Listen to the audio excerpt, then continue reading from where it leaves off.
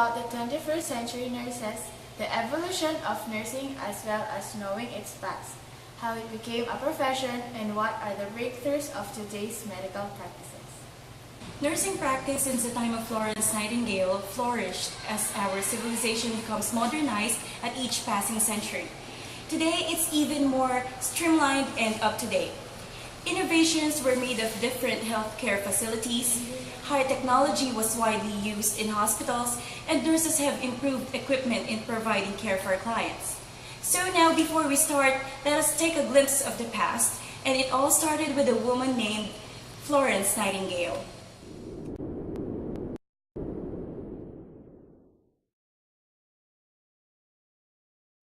Florence Nightingale was a famous English nurse, known for her work in the Crimean War. Florence Nightingale was born in 1820 in Florence, Italy, for which she was named. Nightingale was inspired to enter nursing from a calling from God in 1837. She worked hard at educating herself in the science and art of nursing, despite continuing opposition from her family. Nightingale began travelling and met Sidney Herbert in Rome in 1847. Herbert had been secretary at war until 1946, and would later return to this position during the Crimean War.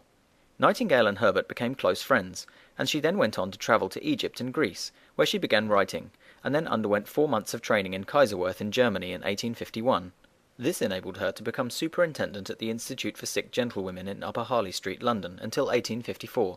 During the Crimean War, reports began to filter back to London about the horrific conditions that wounded soldiers had to endure, so on the 21st of October 1854, Florence and her trained 38 volunteer nurses were sent by Sidney Herbert to the Selimiye barracks in modern-day Istanbul, Turkey. Nightingale and her team found terrible conditions for the wounded in the barracks, with huge numbers of fatalities from infection and poor hygiene, as well as a lack of medicine and supplies. Nightingale sent a plea to the Times newspaper to implore the government to send aid, and a prefabricated hospital was constructed in England and shipped to the Dardanelles. The overcrowding in the hospital and the defective sewers proved to be so fatal to the patients that a sanitary commission was sent to the hospital in 1855, which improved ventilation and flushed out the sewers. The death rates sharply fell, but Nightingale continued to maintain that poor nutrition and overworking was leading to the high death rates. It wasn't until she returned to England and began collecting data that she discovered that most of the soldiers died from poor living conditions. This greatly influenced her career, and she began to advocate sanitary conditions in hospitals. In 1855, the Nightingale Fund was set up to fund the training of nurses, and in 1859 the Nightingale Training School, now called the Florence Nightingale School of Nursing and Midwifery, was set up, and the first nurses began working in 1865. In 1870, Nightingale trained Linda Richards, America's first trained nurse, who went on to become a great nursing pioneer in the USA and Japan. Nightingale was awarded several honours by Queen Victoria, but was bedridden from 1957 onwards.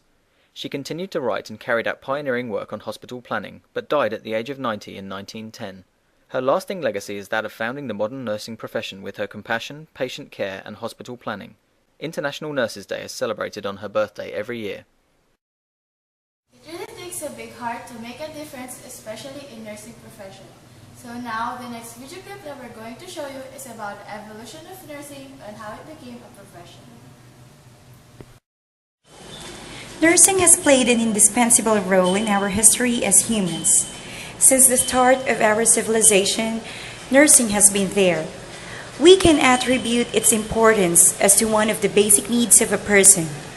Since all of us in any time of our lives encounter injuries or diseases, one of the basic instincts of a human person is to care and love. Nurses played a crucial role in this matter. We were dependent on the wisdom of home care and love. Florence Nightingale initiated and fueled this endeavor. She made us realize that care and love are also needs that we, humans, deem very important. If take into account all of the instances in history where nurses were badly needed, we can always relate them to every war and plague that crossed human history.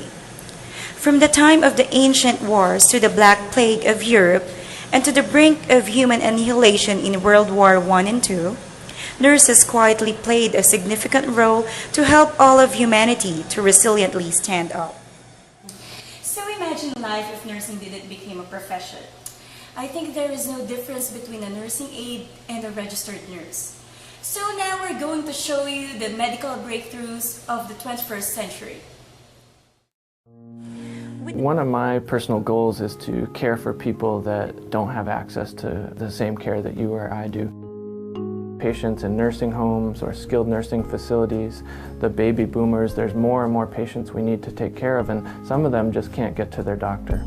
For patients in our community who don't have health insurance, that patient has to take a day off from work, take 3 buses to get to the hospital, and then there's no specialist at the hospital. Telehealth is a way to bring the expertise of an expert to the non-expert. For example, if you're a patient in a rural community, your doctor in that community would take a photograph of your skin, send it to me over the internet, and I would give my advice back after I review that information. So if telehealth is implemented widely, patients would have the best care possible with a limited number of specialists and for the lowest cost to the healthcare system.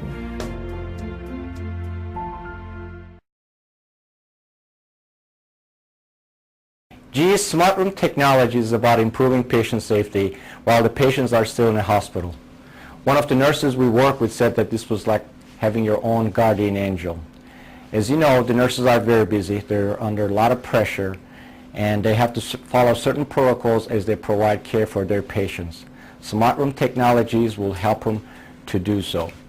What we're seeing here is a simulation of what the system will look like when it's implemented. Our nurse here is providing care for 2 patients, and as the time goes on, different activities must be performed as part of their care plan, and during those activities, certain clinical protocols must be followed. And our technologies would make sure that these protocols are followed properly. So how do we go from simulated world to the real world? For that, we brought this real hospital bed into our lab. And we have here a lot of technologies and sensor technologies surrounding this bed area here. And that's our guardian angel, if you will. And so suppose that I'm the caregiver, and I'm going to do the rounds with my patient. Did I make sure that I wash my hand before I start taking the vitals, my patient? Did I make sure that I turn the patient a few times a day so to prevent bed ulcers? Did I make sure that the rail is up before I leave the room so the patient doesn't fall? All these clinical protocols must be followed regularly to assure patient safety. Our technologies in this room will help us monitor these activities continuously and provide guidance, real-time guidance to nurses if needed, and capture a lot of information for process improvement and education later on. So we're very excited about our Smart Room technologies as the guardian angel for our patients during their hospital stay. With the fast-paced lives that we have now, abreast are also new strains of diseases that from nowhere emerged. These new diseases need new type of caring that would satisfy their requirements. Nurses must be on the go to cope up with these urgent requirements. Nurses are trained today not only to cater patients who are physically ill, but more so longing for love and genuine care. Filipino nurses are always in demand due to their ability to cope with these demanding job descriptions. Not only that nurses are trained to be caring and professional, but also sympathetic and enthusiastic. There were great demands all over the world that plagued college students, which paved the way to the exponential increase in the enrollment of nursing and nursing-related courses. This has been a good opportunity for a mutual benefit, both nurses and the ones being cared for. With all of the different academic demands that nurses must carry out, all point out to one simple thing, and that is to care and to love like our mothers at home. Thanks to these medical breakthroughs that many people are being saved. I hope you have learned and enjoyed our show, but before we end, I just want to leave you with this question. What can you do to make a difference? That's all for today. This is Marge. And this is Yen for Nursing 101. So thank you again and God bless.